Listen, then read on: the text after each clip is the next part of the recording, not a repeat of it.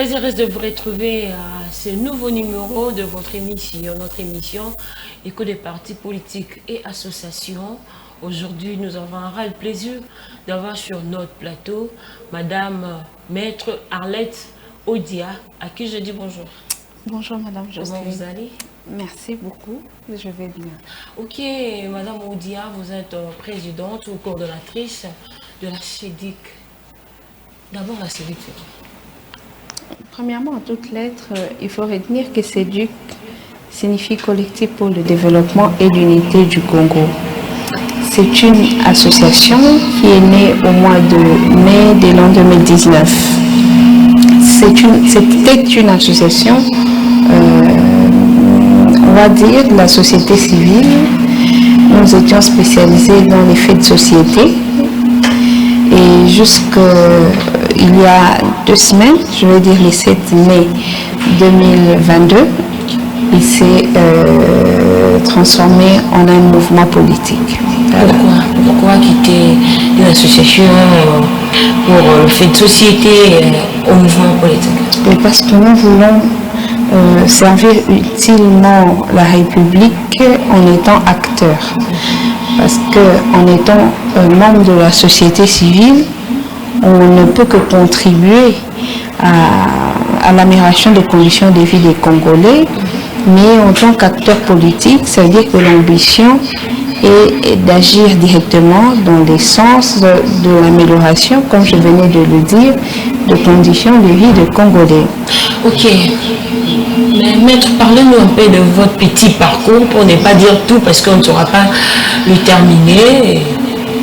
Votre petit parcours jusqu'à arriver à faire la CEDIC, si on peut le dire. Oui, on va dire que j'ai commencé en politique en 2018 à l'approche des élections et mon ambition était d'aller pour la première fois au vote, mais surtout d'accompagner mon candidat de sorte que si il devait être président de la République, que l'on travaille dans le sens de répondre aux aspirations profondes du peuple congolais. Et c'est ainsi que j'avais décidé d'intégrer un parti politique lorsque les candidats pour lesquels j'ai voté, c'est-à-dire le président Félix Tshisekedi, était élu président de la République. Et c'est ainsi que j'ai adhéré d'abord dans son parti, l'UDPS. Vous étiez à l'UDPS? J'ai été à l'UDPS pendant, je pense, 2 mois ou 3. Et ensuite, je suis allée dans un parti allié à l'UDPS. Pourquoi? Parce qu'au sein de l'UDPS, je ne pouvais pas, 3 mois seulement, accéder dans les phases des décisions, dans les instances des décisions, tandis que c'était celle-là mon ambition. Voilà. C'est ainsi que je suis allée dans un parti allié à l'UDPS, au sein duquel, tel que je l'avais pensé, je pourrais accéder le plus rapidement aux instances de décision et contribuer activement à la gouvernance du président de la République. C'est ainsi que je me suis retrouvée d'abord comme militant au Parti Dynamique Congo Uni du président Vydé Tshimanga. Ensuite, j'étais cadre, j'ai été vice-présidente de la Ligue des femmes et finalement présidente nationale de cette même ligue, avant de déposer ma démission pour cette fois-là s'occuper de CEDUC qui était né 1 année avant ma démission aux fonctions de présidente de la Ligue des femmes. Okay. Pourquoi quitter du parti politique, aller de la société civile? Parce que vous venez de nous dire ici comment est-ce que vous avez quitté encore, si on peut le dire ainsi, la société civile au parti politique. Pourquoi ce va-et-vient? Non, il ne s'agit pas de va-et-vient. Il s'agit de se poser de bonnes questions sur les rôles que l'on voudrait jouer dans la société.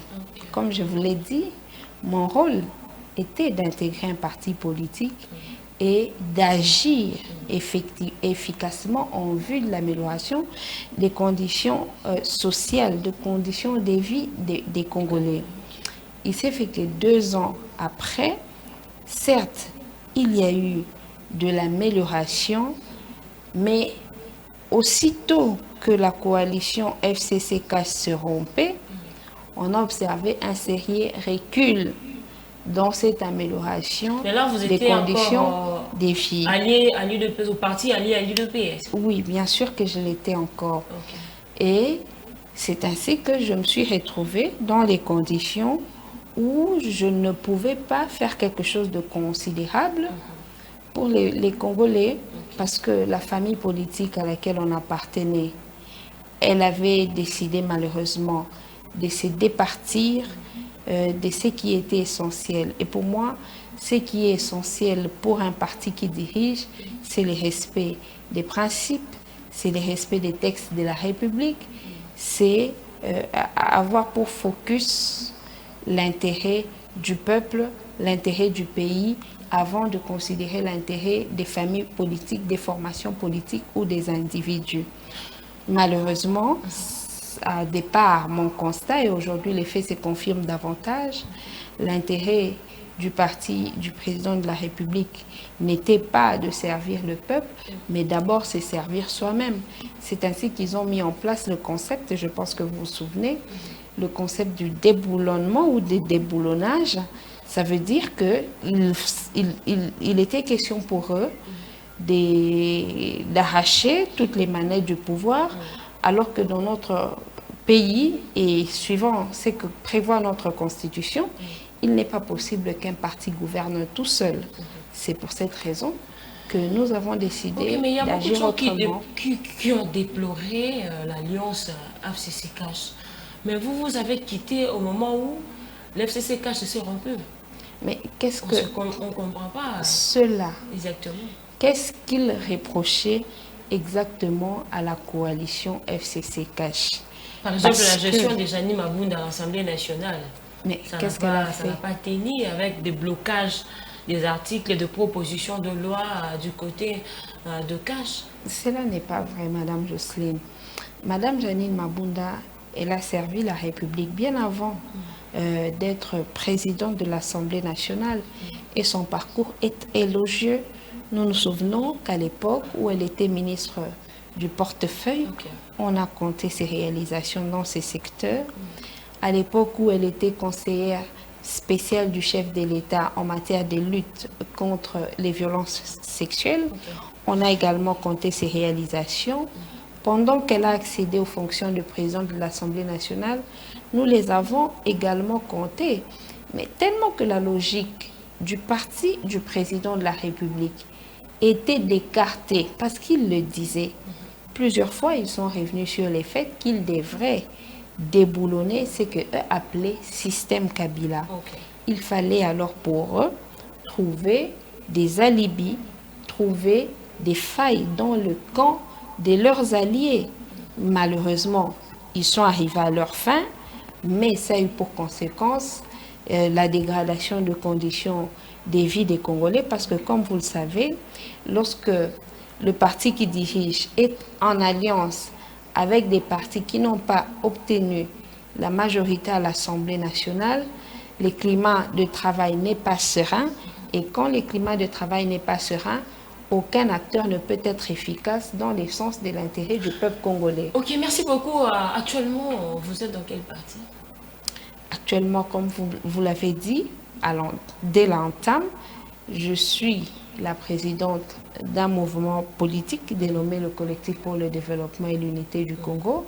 Et ce mouvement est affilié au Parti du peuple pour la reconstruction et la démocratie, le PPRD, le parti de l'ancien président de la République, Joseph Kabila Kabange. Vous retrouvez maintenant là, vos décisions sont écoutées actuellement parce que vous avez quitté de l'autre côté pour le PPRD. Là-bas, vous êtes à l'aise. Il faut d'abord dire qu'un acteur social a le choix, n'est-ce pas, d'être au sein de la société civile ou au sein d'un parti politique ou dans les camps politiques.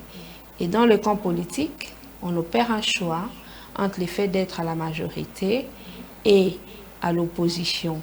il est quand même regrettable que depuis un certain temps, je ne sais pas qui a dit ça aux gens, que on va à la majorité tout simplement pour obtenir des postes. C'est ce qui a détruit l'arsenal, n'est-ce pas, politique congolais. Tandis que pour moi, que ce soit l'effet d'aller à la majorité ou à l'opposition, ne devrait pas n'avoir que sous-bassement la quête de poste. Un acteur politique doit être celui qui est constamment à la recherche du mieux-être pour ses compatriotes. Et hier, au sein de la majorité parlementaire, je m'étais sentie dans l'incapacité de travailler en vue de l'amélioration de ses conditions de vie.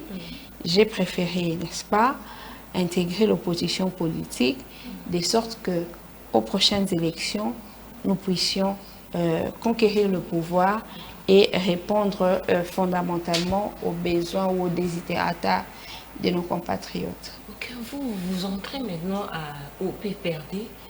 Mais le PPRD est accusé de beaucoup de mots. On parle de 18 ans ici, le peuple a souffert. Le peuple a souffert, pardon. Mais vous vous intégrez encore au PPRD. Est-ce que croyez-vous que vous aurez encore le pouvoir? D'abord, il faut dire que le pouvoir émane du peuple. Hein. Il n'est pas question. Le PPRD. Attendez, il n'est pas question pour un groupe d'individus de dire que X parti ou Y, puisqu'il a été au pouvoir, ne devrait plus l'être dans les jours à venir. Déjà, cela, c'est une façon de tuer la démocratie. En démocratie, il y a une majorité, il y a une opposition. Et quand on parle de l'alternance, ça veut dire que les partis qui hier étaient dans l'opposition peuvent se retrouver dans la majorité. Ceux qui étaient dans la majorité se retrouver au pouvoir. C'est ça, en fait, l'alternance. Donc, il est normal que hier, le parti phare de la majorité, PPRD, aujourd'hui dans l'opposition, et que le parti phare de l'opposition, l'UDPS, aujourd'hui à la majorité, qu'en fonction de la manière dont il sert le peuple, que ce peuple décide de l'alternance, et c'est ce qui sera le cas. Maintenant, quand vous me posez la question de savoir pourquoi le PPRD alors qu'il a été décrié, je dois vous dire ici que la logique de l'opposition d'hier, elle était essentiellement la diabolisation. Okay. Elle n'avait pas fait l'opposition de la critique, de l'observation, des débats constructifs. Elle était tout simplement dans le fait de dire que voilà, Joseph Kabila n'est pas congolais, voilà, il est en train de tuer, il est en train de détruire. Okay. Et ils ont pu, malheureusement, hier le peuple était moins lucide qu'aujourd'hui. Ils ont pu profiter de ce manque de lucidité pour faire passer une image qui n'était pas la vraie du président Joseph Kabila. Là, selon vous, ou bien selon sur le plan social, sur le plan. C'est des choses que vous pouvez vérifier parce que vous êtes journaliste. Oui. Vous êtes en contact avec le petit peuple à travers votre chaîne. Oui, allez vérifier aussi, et c'est bien ça. Vous avez un collectif, vous êtes de côté de la société civile. Mais c'est pour cette raison que je vous dis ce que pense le peuple congolais. Tout était bon. Ce n'est pas de ça qu'on parle. Si on peut dire, si on peut pas dire tout, oui. Mais les Congolais s'est retrouvé, selon vous. Vous savez, justement que le Congolais s'est retrouvé. Maintenant, il faut décortiquer ce qu'on peut entendre par le fait de se retrouver. Premièrement, quelle est la mission d'un dirigeant? C'est garantir les mieux-être à sa population. Et pour qu'il y ait un mieux-être, il y a un travail qui doit être fourni. Okay. C'est notamment garantir la pacification et la réunification du pays. Quand Joseph Kabila est arrivé en 2001, il n'y en avait pas, le Congo était divisé.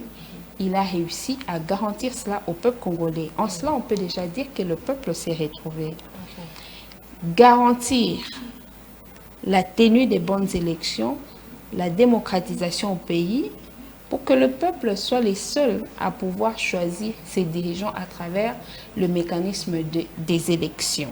C'est vrai. Bien sûr, ce que vous dites. Mais je suis sûre, parce que On les parle élections... de président nommé ici quand Kabila... Je veux répondre à votre question. D'abord que nous sommes partis du fait que les présidents venaient au pouvoir par le coup d'État et la révolution. Mais à partir de 2006, le président de la République vient à la tête du pays grâce à la tenue des élections. Mais non, dire que les élections elles étaient bonnes ou pas bonnes, ça c'est un autre débat. Et c'est un effort qui doit être fourni aussi bien par l'opposition que la majorité. C'est ainsi que vous voyez l'opposition en ce moment demander à ceux qui sont au pouvoir un cadre au sein duquel des consensus seront dégagés, de sorte que les élections qui vont venir dans les années prochaines, qu'elles soient meilleures que celles d'avant. Vous savez, l'amélioration dans une cité, c'est toujours un processus. Et il a fallu que l'on commence ça quelque part, et Joseph Kabila l'avait garanti. Mais non, s'agissant du social, mais c'est aussi un travail processuel. Le président Kabila, il a mis en place des réformes. Aujourd'hui, elles produisent des fruits. Vous avez appris qu'il y a accroissement des recettes. Vous avez aussi appris qu'il y a forte mobilisation des recettes. Il y a la réserve d'échange qui s'est accrue. Au-delà de plusieurs autres aspects qui peuvent entrer en ligne de compte, mais il faut d'abord dire qu'il y a eu un effort du prédécesseur de Félix Tshisekedi à travers la mise en place des réformes dans le secteur économique. Mais je vais vous dire quelque chose. C'est que parmi l'effort fourni par le président Kabila, c'est essentiellement celui de diriger le pays avec toutes les forces vives de la nation. Parce que pendant 18 ans, il s'est fait accompagner de toutes les forces. Il n'y a pas un seul parti qui pourrait dire qu'il n'a pas travaillé avec Joseph Kabila. Il n'y a pas un seul parti qui pourrait dire qu'après avoir signé des engagements politiques avec Joseph Kabila, celui-ci est arrivé à ne pas le respecter. Donc s'il y a des choses que l'on doit reprocher à Joseph Kabila de sa gouvernance pendant 18 ans, c'est-à-dire qu'on doit les reprocher à toute la classe politique qui l'a accompagné pendant 18 ans. Ok, mais vous, à cette époque-là, quand Kabila règne, après, comme vous venez de nous parler un peu ici, mais vous avez quand même préféré à aller à l'UDPS, malgré toutes ces réalisations. Non, mais je vous ai dit que je me suis retrouvée à l'UDPS parce que en 2018, quand j'allais au vote, j'avais un candidat. Et à l'époque, mon candidat était Félix Tshisekedi. Je ne l'avais pas connu avant. J'avais tout simplement présumé que pour avoir lu le président Tshisekedi, l'ancien président du parti, sa génération d'après porterait ses idéaux et gouvernerait la République suivant ce qui était autrefois enseigné par l'UDPS. Et c'est de cette manière que j'ai opéré le choix. Arrivé sur place, on s'est rendu compte que c'était tout à fait le contraire et que le président Tshisekedi n'a pratiquement pas la notion du respect des textes, la notion du respect des engagements politiques. C'est ainsi que je me suis retirée. Donc vous, tout ce que Félix fait, ça vous a pas plu, vous n'êtes pas retrouvé? Je ne aborde pas les choses de cette manière. Ce qui importe pour moi, c'est que l'on se focalise sur ce qui est essentiel. Et ce qui est essentiel, c'est que la République soit gouvernée correctement, suivant ce qui est prévu par nos textes, et que ensuite, que le peuple congolais se retrouve dans ses besoins sociaux de base. Dans le cas d'espèce, peut-on dire que les textes qui gouvernent la République sont-ils respectés? Non, cela est clair. Peut-on dire que le social des Congolais est garanti? Non, cela est clair. Alors, pour ces deux raisons, il n'y a pas moyen de rejoindre ce camp politique. Ça peut aussi s'améliorer avec le temps peut-être. Mais tant mieux. On ne nous voit pas en train de tendre vers là. Bien au contraire, nous sommes en train de reculer et à très grands pas, jusqu'au point de mettre la République, on va dire la nation, en danger. Le rôle joué par l'opposition dans une République, c'est justement faire des recommandations, et c'est le PPRD est en train de faire, et les autres forces de l'opposition, interpeller le gouvernement sur les respects des principes. Le PPRD le fait, les autres forces de l'opposition les font, mais ceux qui sont au pouvoir ne les écoutent pas. Dans ces conditions, comment voulez-vous que l'on considère que la République est bien dirigée? Elle n'est pas bien dirigée. C'est pour cette raison que nous voulons conquérir le pouvoir en 2023 et que nous allons conquérir ce pouvoir en 2023. Avec le peuple, vous êtes sûr? Absolument, parce que le peuple est témoin du fait qu'il ne se retrouve pas, mais surtout que la République est en pleine déliquescence et en pleine déconstruction. Ok, toujours quand vous parlez de l'opposition avec des propositions et tout ça, assez concernant la situation sécuritaire dans l'Est, parce qu'actuellement ça ne va pas avec le M23, on acquise le roi derrière. Vous du PPRD, qu'est-ce que vous avez déjà proposé pour la situation sécuritaire et surtout dans l'Est de la RDC? Premièrement, votre question elle est belle, elle est bonne, elle est pertinente. Il faut dire que la guerre dans notre pays, elle est la base de la convoitise. C'est pas pour rien que nous sommes combattus, la RDC. Nous sommes combattus à cause des richesses qui regorgent le pays. Donc c'est de manière cyclique que nous avons de temps en temps des forces extérieures ou étrangères qui veulent de nos richesses, qui sèment la terreur pour pouvoir profiter illégalement et injustement de nos richesses. Cela entraîne la convoitise, cela entraîne les guerres. Et le président Kabila, pour l'avoir vécu pendant tous les règnes, tous les temps de son règne, au moment de l'alternance, il a échangé avec son successeur en lui disant qu'il fallait faire attention avec Paul Kagame, qu'il fallait faire attention avec des Occidentaux, les prédateurs de nos richesses, ne pas leur accorder les avantages illicites parce que à chaque fois que vous leur donnerez la main, ils vous arracheront le bras. Mais Tshisekedi, quand il est arrivé au pouvoir, il n'a pas suivi ce conseil. On l'a vu se faire accompagner de Paul Kagame. Son frère d'ailleurs. On l'a vu voyager partout au monde pour tisser des relations essentiellement avec les ennemis de la République.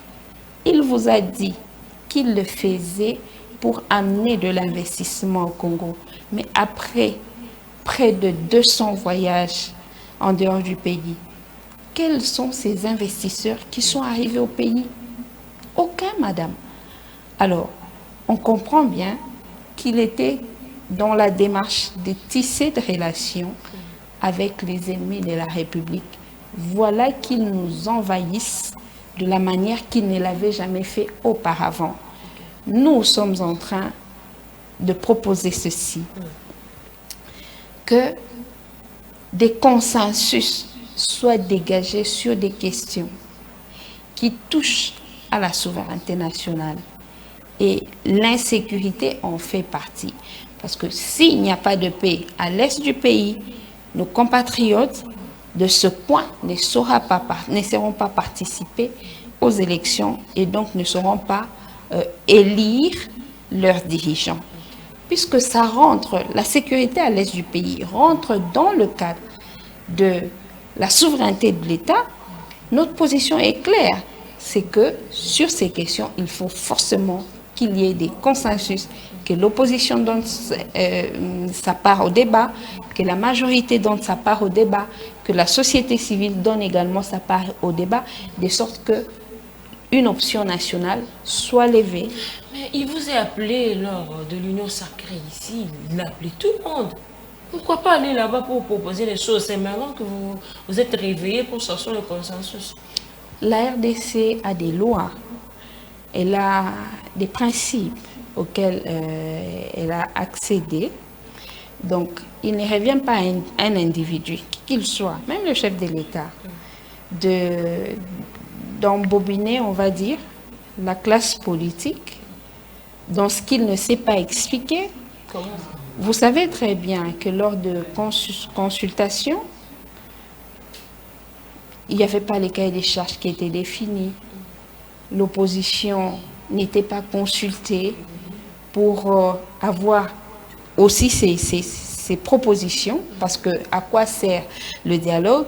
C'est le cadre dans lequel les uns et les autres défendent leur position. Mais est-ce que avant que ces concertations ou ces consultations du président de la République soient convoquées, est-ce qu'il avait été accordé et aux partis de la majorité et à ceux de l'opposition et à la société civile de chacun présenter son cahier des charges? Vous savez que non. Est-ce qu'il fallait dans ces conditions-là que l'opposition accompagne le président dans une démarche que personne ne ce qui est à l'intérieur? Vous refusez de loin. Ce n'est pas de cette manière qu'une république doit se gérer. À l'époque du président Kabila, à chaque fois qu'il fallait discuter entre opposition, majorité, société civile, le cadre, il était connu bien avant. Et chaque parti disait déjà à l'autre ce que lui pensait et sur des questions précises. Mais lors des consultations du président Tshisekedi, il était question de parler de quoi? Vous pensez qu'on doit continuer à travailler dans ce désordre? Nous ne sommes pas de cet avis. C'est ainsi que vous nous avez vu rejoindre l'opposition, de sorte que dans les années à venir, que la République fonctionne comme il se doit. Ok, les élections de 2023, vous avez déjà, on a vu le forum Katanguez, vous vous rassemblez déjà pour chercher à récupérer les pouvoirs. On parle de tribalisme. Vous ne voulez pas que le pouvoir parte ailleurs, seulement revenir chez les Katangais. Ça, c'est votre analyse. Je pense que vous avez été contaminé par ceux qui sont au pouvoir. Ou alors c'est ce qu'on a vu. Par ceux qui sont hostiles à toute initiative de réconciliation. Ça, c'est à regretter. Madame Jocelyne, je pense que les forums Katangais n'ont rien à voir avec les questions qui touchent à la vie de la nation. Ça, c'est ce que je pense.